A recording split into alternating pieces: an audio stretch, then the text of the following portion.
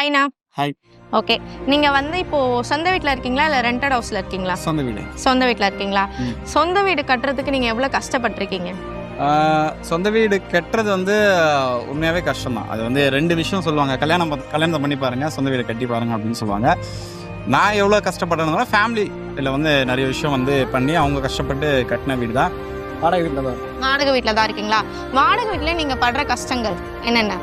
முதல் கஷ்டமே ரெண்டு கொடுக்குற கஷ்டம் தான். 5ஆம் தேதி ஆனாவே கேட்பாங்க. அது அப்போ சேலரி வந்துருக்காது. கம்பெனியில் 2-3 நாள் டிலே ஆகும் சேலரி கொடுக்குறதுக்கு.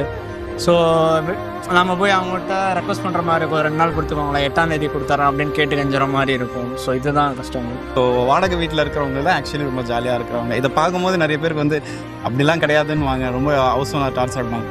சரி, ஓகே, லாஸ்ட்டாக கேட்குறேன். இப்போ சொந்த வீடு பெஸ்ட்டா இல்லை ரெண்டட் ஹவுஸ் பெஸ்ட்டா? கண்டிப்பாக சொந்த வீடு தான் பெஸ்ட்டு. சொந்த வீடு தான் பெஸ்ட்டா.